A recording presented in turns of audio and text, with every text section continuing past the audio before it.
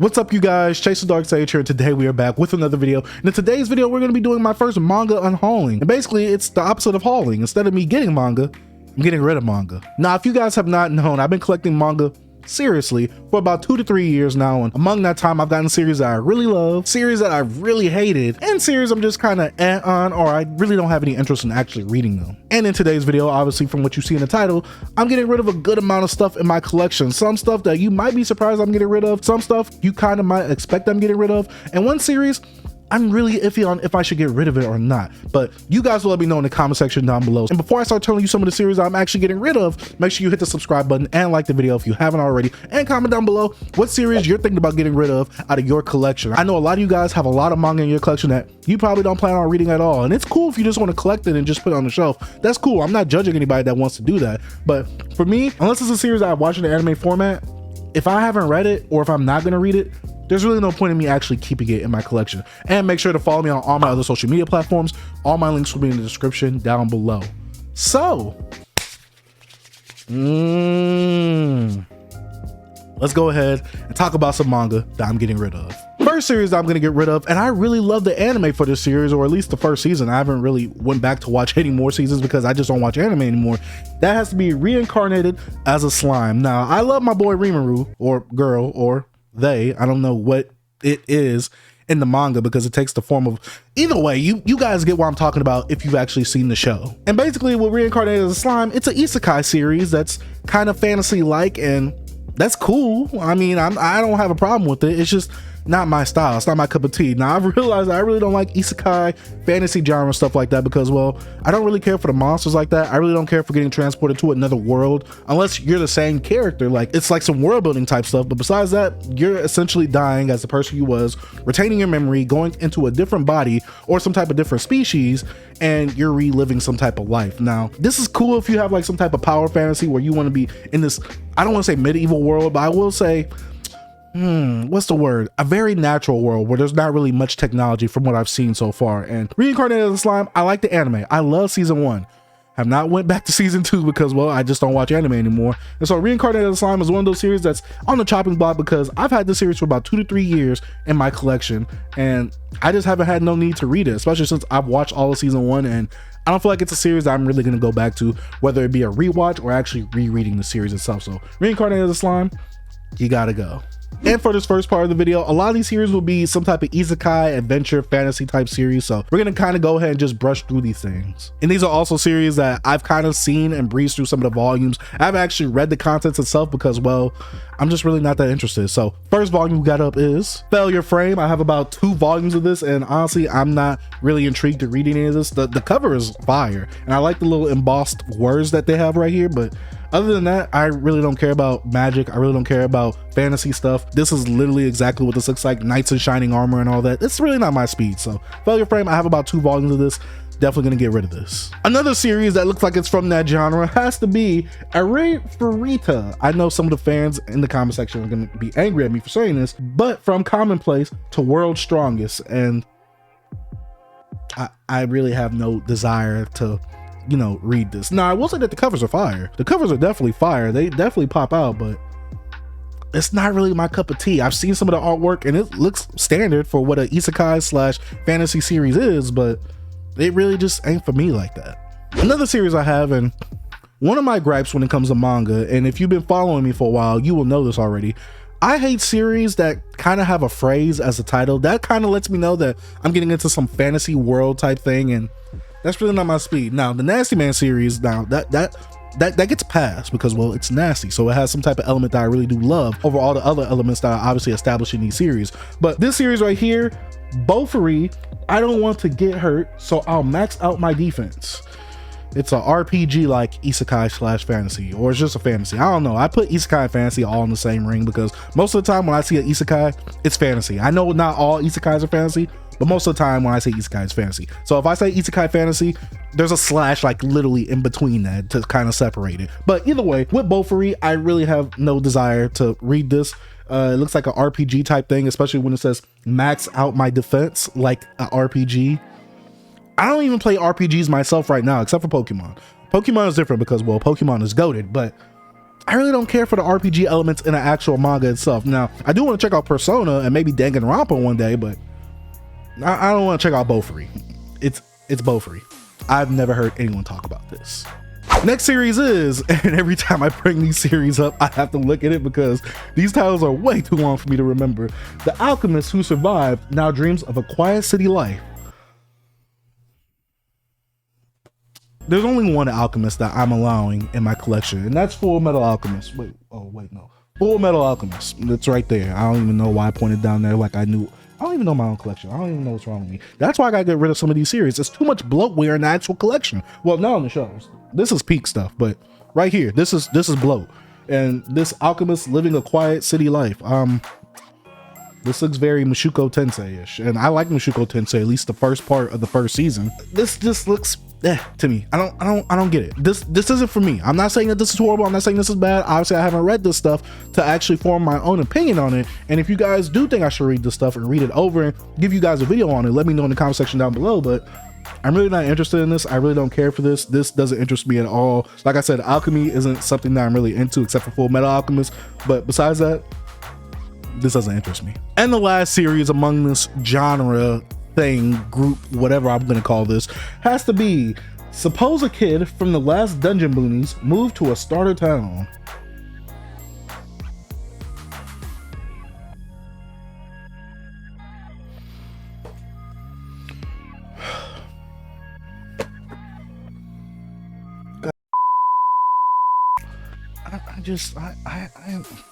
I don't get it. I don't get it. I want to know who's buying this isekai right here or this fantasy stuff. Who is buying this? Let me know in the comment section down below. This isn't my thing, so I understand if you like this type of stuff, but let me know if you be reading a majority of this type of stuff because I just don't know anyone who does. But now that we're done with some of the isekai / fantasy stuff that's in the collection I'm getting rid of, let's go ahead and go over to some series that I've been collecting that you guys know that I kind of liked or I've watched the anime for that I'm not collecting anymore. And the first one has to be Rent a Girlfriend. Wow, this is a very infamous manga in the manga community itself, or in the anime community. I really don't know, but I actually like the first season of Rent a Girlfriend. I thought that it was all right from the concept alone that it gives us at the beginning. Now, I've heard that 200 something chapters in, nothing really happens with the characters. There's really no progression among these characters that we get introduced to, and well, I really don't see a point in reading a rom-com series that's over 200 chapters long. I could do that with a shonen thing because there's always some type of plot progressing, but if a series has its characters kind of stagnant for about 200 chapters, that just sounds like, it just sounds like limbo. You get what I'm saying? It just sounds like I'm in the middle of either hell or heaven. I really don't want to even be there. And Rent a Girlfriend is the epitome of that. Now, if you like Rent a Girlfriend, you need to find some better manga. If you like Rent a Girlfriend, then hey, you know, keep Rent a Girlfriend. This is a manga that's kind of for simps. I mean, obviously the best girl is not even on the front cover. The best girl is Ruka, but besides that, I really, I didn't even went back to season 2 to actually go watch it. And this was before I actually dropped the anime. I had no passion to actually go watch it. So Rent a Girlfriend, I have about like 8 to 9 volumes of this in the collection. I just couldn't continue picking this up anymore. I really like the concept. It's just for 200 chapters and nothing really happens.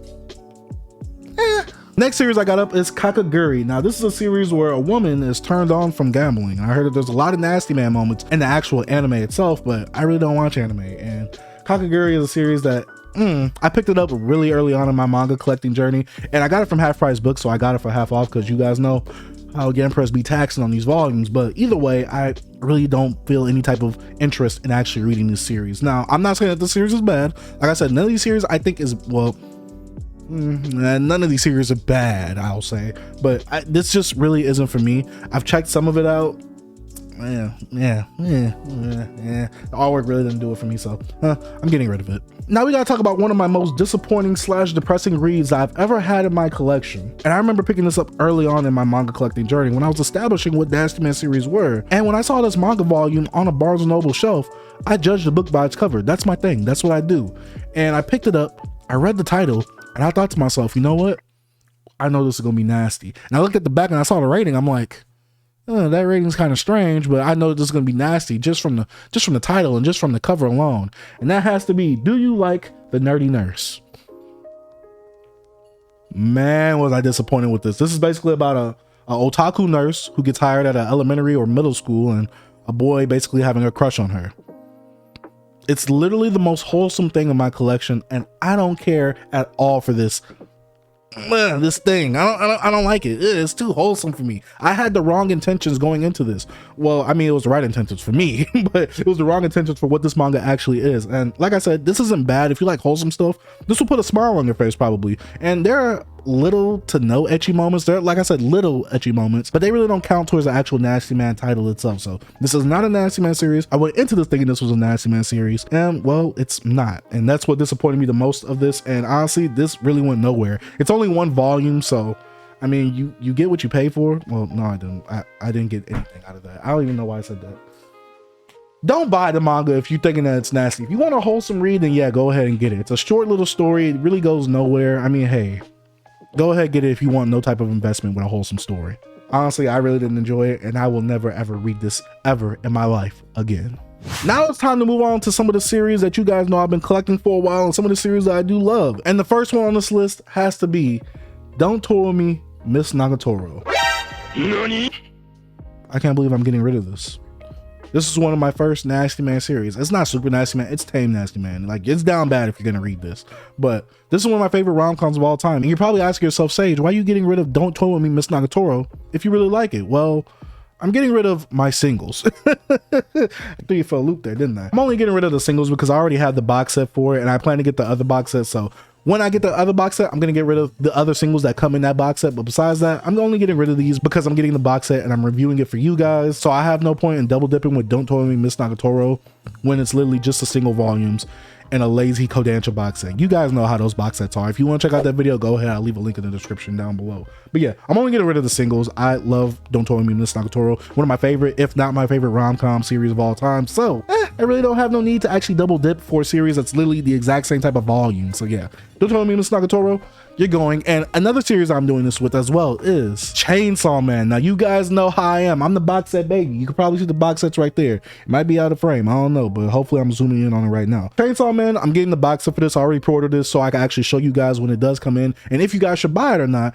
And from the pictures I've seen, it looks very lazy. It doesn't look appealing at all. But I'm getting rid of the singles because, well, it just frees up more space on the actual shelf itself, and I can put the box sets on top of the actual shelves themselves. So it's easier for me to actually carry along Chainsaw Man when it comes to moving or just moving stuff around in the actual room itself. I really have no need to actually keep the Chainsaw Man singles when I'm getting the box set. I already pre-ordered it, so yeah, it's guaranteed to be coming into this crib and it's guaranteed to be on the channel. So make sure you subscribe so you can see that box set review, baby. Yes, sir. Now let's get to this next series, and this series right here, some of you might be questioning why I'm getting rid of it.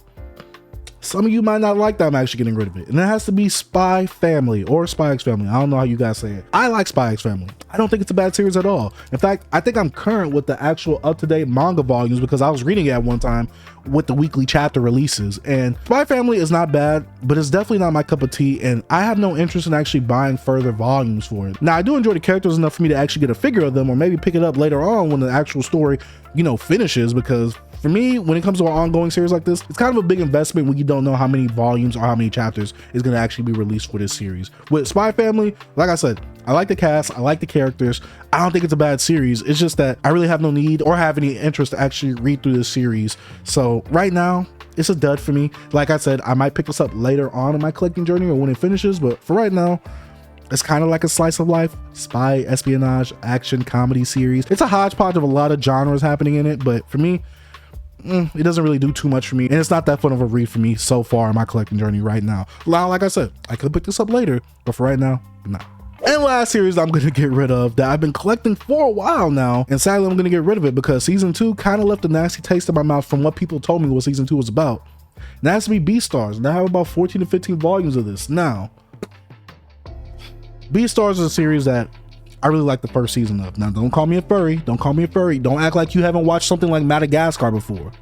Don't call me a furry. Now, like I was saying, with Beastars, it's not a bad series. I like the first season and I wanted to continue it in the manga, but from what I've heard from the actual second season and people who have watched it, they said the second season definitely goes in a different turn, and it's definitely different from the expectations that I had for the series itself, and it's not something I was looking for out of the series. So that's the reason I'm actually getting rid of Beastars. Like I said, I don't think it's a bad series. I like the character of Legoshi or Lilagoosh. I forgot what it's called, but yeah, I like his character. I like him and the rabbit's relationship that they established at the end of season 1, but besides that, I really have no interest in it, especially with what I was told about from season 2. Now you guys can comment down below if I should not get rid of it or not, but I don't know. I'm just not feeling it right now. And now we're on to the last series that I'm not sure if I should get rid of or not, because, well, I really do like this series. I think the series is good for what it does, but it looks like there's no end in sight. And that's to be Komi Can't Communicate. Now, I like this rom-com. I like shonen rom-coms in general. It's not bad. It's not horrible. It's good for what it does. Even as a gal in it. You guys know how I feel about gals. But for a rom-com that's going above 20 volumes for me, kind of makes me stray away, because it feels like I'm going through the same motions over and over again, and I just don't really like that. It's kind of like the Rent a Girlfriend problem, where it's over 200 chapters and the characters have made little to no progress. Now, I know with Komi, obviously she wants to make 100 friends, and obviously throughout these volumes she is going through that process, but I feel like it should be a bit quicker than what it actually is. Now, I don't think there's an ending in sight. I know people really love where it's going right now, but for us to be 20 volumes in and people are loving it now, it's not for me. Now, it's not a super wordy series. You can get through it really quickly, but it just takes up a lot of shelf space. And that's the main thing with this series. It takes up a lot of shelf space. Over 20 volumes, that's some series. Like, that's a whole series for some series. So, Komi Can't Communicate. I'm thinking about getting rid of it, but I'm not sure if I should get rid of it or not. But you guys let me know in the comment section down below. This video was kind of hard. This video was... It was hard, because it's hard to just part with some things out of your collection. Then you see the manga volume count in your collection go down as well, but you know it's for the greater good, man. You got to get rid of some stuff. You got to invest this money into getting more stuff that you like the figures or more manga volumes to actually catch up with stuff. I have a lot of gaps because I need to catch up with stuff, and I left that room for the stuff that I need to catch up with. But yeah, that's about it for the video. I'm getting rid of some stuff. I think you should get rid of some stuff too. It's a spring season. It's time to do some spring cleaning. Go through that collection, see what you don't like, give it up to a half-price books, or sell it to your friend. I don't know what you guys do. Let me know in the comment section down below what you guys are thinking of getting rid of. Like I said, thank you guys for watching. If you are new to the channel and you haven't already, go ahead, hit the subscribe button, post notification bell, like the video, and I gotta give a huge shout out to the Patreon members for going ahead and financially supporting the Patreon. Guys, I highly appreciate what you guys are doing for me, financially donating on Patreon, and I gotta give a huge shout out to the YouTube members for also financially donating on the YouTube side of things as well. Big shout out to Broke Boy Gang. But with this manga coming out the collection, I shouldn't be too much Broke Boy Gang. It's not a lot of manga that I'm getting rid of, but it's definitely going to be going towards some more manga or some more figures that I do want to get for the collection itself. Like I said, thank you guys for watching. Dark Sage out. Peace.